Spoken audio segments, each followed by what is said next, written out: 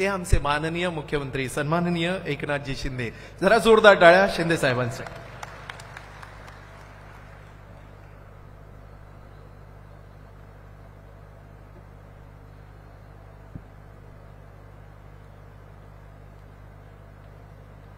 नमस्कार. कसा काय आसात तुम्ही? कोकण महोत्सवाक हजर राहूक म्हाका आनंद जालो आसा.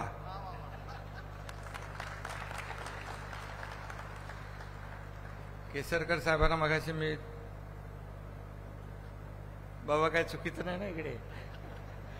आता सगळे लोक बरोबर दुर्बीण लावून बसलेले असतात. स्वराज्य भूमी कोकण महोत्सवाच्या उद्घाटन समारंभासाठी उपस्थित राज्याचे लाडके लोकप्रिय मुख्यमंत्री देवेंद्र फडणवीसजी, शालेय शिक्षण मंत्री दीपक केसरकरजी, प्रवीण दरेकरजी, प्रसाद लाड, संजय शिरसाट, आमदार कालिदास कोळंबकर, कृपाशंकर सिंगजी, आपले कान्होजी आंग्रे यांचे वंशज रघुजी आंग्रे, राजू नेवाळकर, परशुराम गंगावणे, व्यासपीठावरील सर्व सन्माननीय मान्यवर आणि या कार्यक्रमाचे आयोजक संजय यादवराव गेले अनेक वर्ष तो हा कार्यक्रम आयोजित करतात. त्यामागे आशिष शेलारजी देखील या आयोजनामध्ये त्यांचाही प्रमुख सहभाग आहे. ज्यांचा या आयोजनाला ज्यांनी सहकार्य केलं ते सर्व मान्यवर आणि उपस्थित बांधव भगिनी आणि पत्रकार मित्रांनो, मी आजच्या या कोकण महोत्सवाला मनापासून शुभेच्छा देतो. एक चांगलं आयोजन आपण या ठिकाणी केलेलं आहे, त्याबद्दल आपल्या सगळ्यांचं मनापासून अभिनंदन देखील करतो. कोकण भूमी प्रतिष्ठानच्या वतीने निसर्ग समृद्ध कोकणाला आर्थिक समृद्ध करण्यासाठी विविध उपक्रम आयोजित केले जातात. गेल्या 8 वर्षापासून आपण हा महोत्सव आयोजित करीत आहात. मी अनेक कार्यक्रमाला उपस्थित देखील राहिलेलो आहे. खऱ्या अर्थाने अशा कार्यक्रमाच्या माध्यमातून कोकणाला, त्याच्या विकासाला दिशा आणि गती देण्याचा एक प्रामाणिक प्रयत्न आपण करताय. कोकणाचं एक स्वतःचं वेगळं असं वैशिष्ट्य आहे. जंगल, किल्ले, समुद्र किनारे असा समृद्ध असा निसर्ग लाभलेलं हे कोकण आहे. आणि मगाशी उपमुख्यमंत्री महोदय म्हणाले की कोकणातला माणूस गोड आहे, आंब्यासारखा. खरं म्हणजे आंबा आणि फणस बाहेरून काटेरी असतो, ते आतमध्ये गोड असे गरे असतात.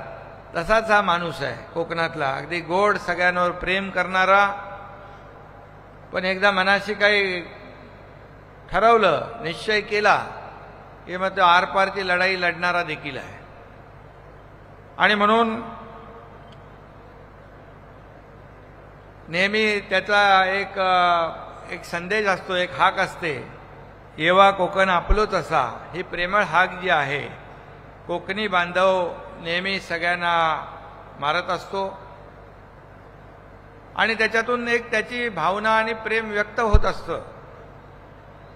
आंबा, काजू, नारळ, पोफळीच्या बागा, समुद्र किनाऱ्यांनी कोकणाच्या वैभवात भरच घातलेली आहे. आणि आपण जर बीच पाहिले ते एवढे स्वच्छ, नीटनेटके की त्या ठिकाणी आपल्याला मोठ्या प्रमाणावर पर्यटनाची देखील संधी आहे. कोकणचं वैभव जपण्यासाठी देखील आपल्या सगळ्यांचाच प्रयत्न आहे.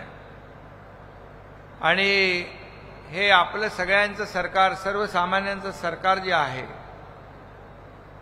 हे कोकणच्या समस्यांबाबतीत आणि प्रश्नांच्या बाबतीत अतिशय संवेदनशील आहे.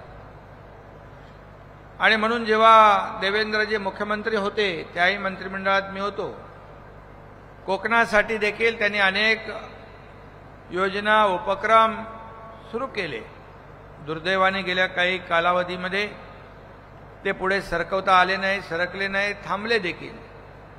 परंतु केसरकर साहेबांनी सांगितल्याप्रमाणे आंबा, काजू ही जी काही प्रमुख पिकं आहेत त्याला चालना देणं, त्याच्यावर प्रोसेसिंग करणं, व्हॅल्यू ॲडिशन करणं, त्याचं मार्केटिंग करणं, त्याचं ब्रँडिंग करणं, ह्या सगळ्या गोष्टी ज्या आहेत ह्या नक्की केल्या पाहिजेत.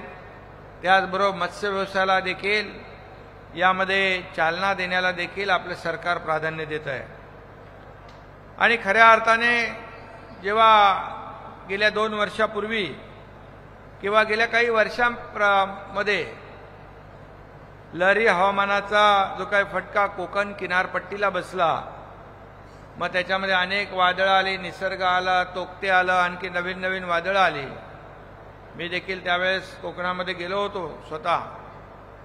देवेंद्रजी देखील त्यांच्या कार्यकाळामध्ये देखील कोकणात गेले. कोकणामध्ये अनेक प्रकल्प देखील आहेत, त्याला आपण चालना देण्यासारखे विशेष आपण प्रकल्प पुढे नेऊ शकतो. आणि म्हणून ज्या काही वादळांमुळे कोकणाला जे काही नुकसान झालेलं आहे, जो काही फटका बसला आहे, त्यातून कोकणी माणसाला सावरण्याचं बळ देखील नक्की या आपल्या सरकारच्या माध्यमातून दिलं जाईल. गेल्या 2 वर्षापूर्वी मला आठवतं की रायगड, रत्नागिरी जिल्ह्यामध्ये देखील महापुरामुळे खूप मोठं नुकसान झालं. रायगडमध्ये असेल, महाडमध्ये असेल, चिपळूणमध्ये असेल, सगळी यंत्रणा आपली कामाला त्या ठिकाणी लागली होती. आणि तिथल्या ज्या काही यंत्रणा आहेत त्या तुटपुंजा होत होत्या. आणि म्हणून आपण त्याही काळामध्ये कोकणाला ज्या ज्या ठिकाणी अतिवृष्टीमुळे, महापुरामुळे नुकसान झालं त्यामध्ये देखील दिलासा देण्याचं काम सर्वार्थाने आपण केलं. मच्छीमार बांधवांचे देखील काही प्रश्न आहेत, नक्की यामध्ये तेही नक्की सोडवण्यासारखे आहेत. त्यामध्ये कोकणातील आंबा, काजू बागायतदार जे आहे नैसर्गिक संकटामुळे अडचणीत येतात, त्यांचा देखील त्यांना आपल्याला काय सहकार्य करता येईल या बाबतीत देखील आपलं सरकार संवेदनशील आहे. आणि म्हणून असे अनेक विषय आहेत.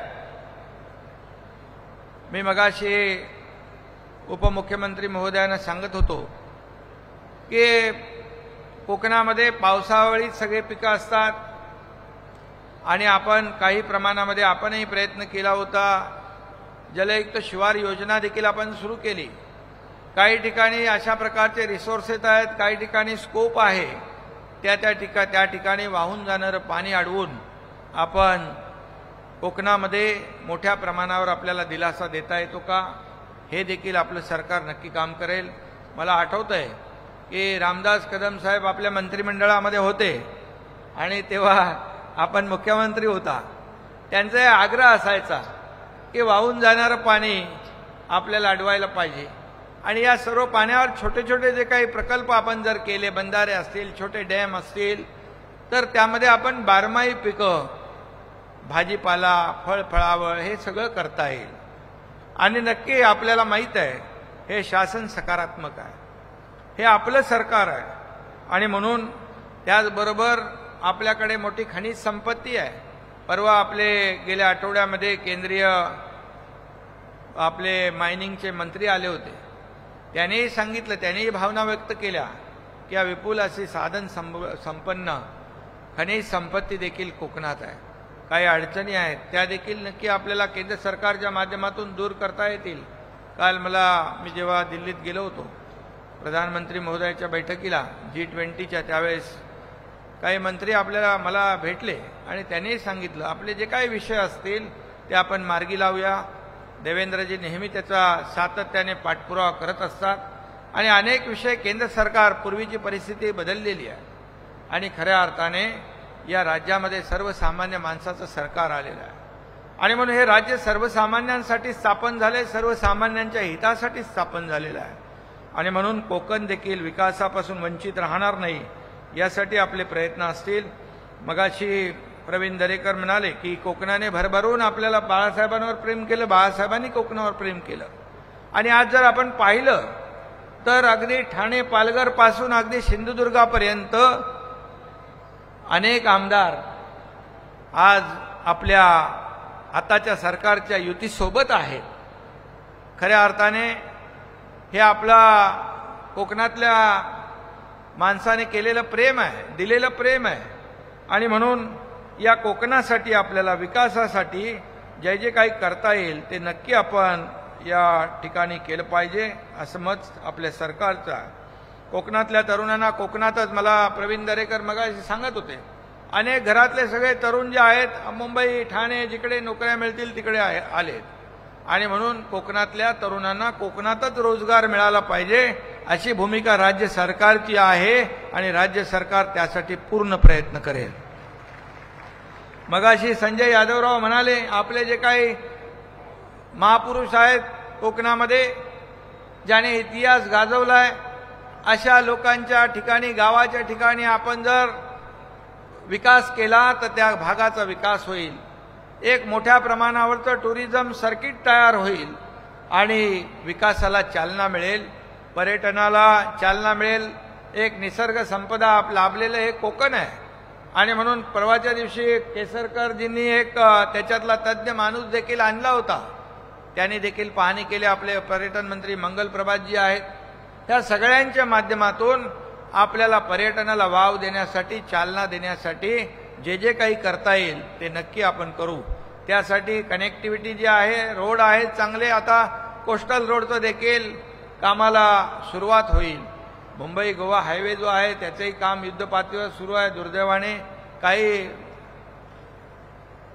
कॉन्ट्रॅक्टर चांगले न मिळाल्यामुळे आपल्याला त्रास सहन करावा लागतोय, परंतु आता सार्वजनिक बांधकाम मंत्री रवींद्र चव्हाण त्याच्यावर लक्ष घालतायत, आम्ही देखील त्याच्यामध्ये लक्ष घालू.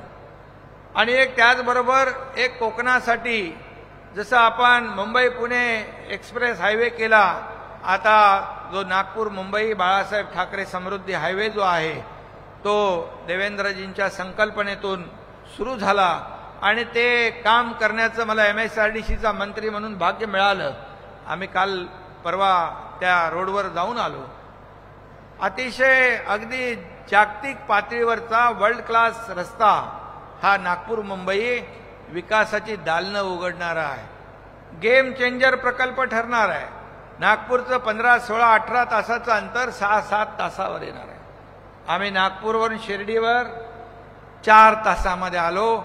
मला माहीत नव्हतं एवढी तुमची सुंदर ड्राईव्ह आणि थोडं मला सुरुवातीला भीती वाटली, बाजूला बसलेला माणूस थोडा हे होतो, परंतु 4 तासात नागपूर शिर्डी हे अंतर आपण पार केलं. मला याची दखल खुद्द प्रधानमंत्री महोदयांनी घेतली. मला काल विचारलं काय चलाने वाले बोले, आणि तेही त्या 11 तारखेला त्यांच्या शुभ हस्ते त्याचं लोकार्पण आहे.